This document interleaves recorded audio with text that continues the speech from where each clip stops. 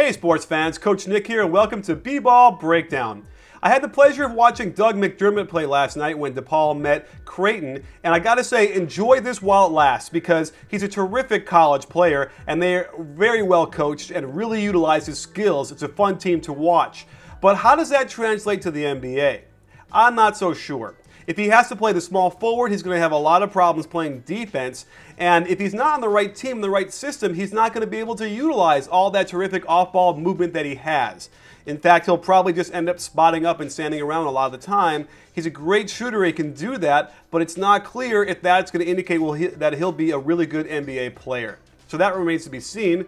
But let me show you what I saw from last night, and we'll discuss whether or not he's going to be a lottery pick. Creighton starts by rubbing McDermott off a UCLA cut to the low post. He's got a smaller defender on him, and the defense does a terrible job of pressuring the ball, making this lob easier than it should have been, and an easy finish. The Blue Jays like to run a lot of box sets like this one, with the strong side low post setting a cross screen, then a back screen.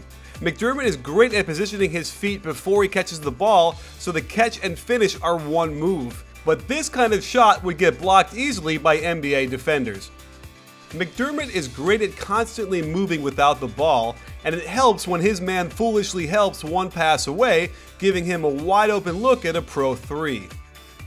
His footwork attacking closeouts is terrific, and his ability to make this kind of floater at his size makes him special. Creighton is a well-coached team, and watch how they send two men to screen the weak side forward and the center, enabling this pass. While he doesn't jump out of the gym, he's got pretty good hops. Sometimes NBA scouts are more interested in how he misses than his makes. After another UCLA cut gets him open against terrible DePaul defense, he can't finish this layup, which is problematic, but he absolutely doesn't quit on the play. While he is by no means weak, it appears he doesn't absorb contact as well as stronger players, forcing this miss on a simple drop step. He certainly can't shoot that at the NBA level. McDermott benefits from being on a team of good passers that works hard to get him the ball. While this duck-in is effective against DePaul, I simply cannot see him getting this shot against NBA forwards. There is no question McDermott benefits greatly from being on a well-coached team and the ticky-tack fouls that is college refereeing. Great footwork on the up and under, but this is the kind of shot NBA scouts expect him to make. McDermott gets a lot of high screens for curls to the hoop, and sadly, NBA offenses just don't feature this action very often. Slipping screens has gotten more prevalent in the NBA, and McDermott just abused DePaul with his finish, using his body well to shield the ball.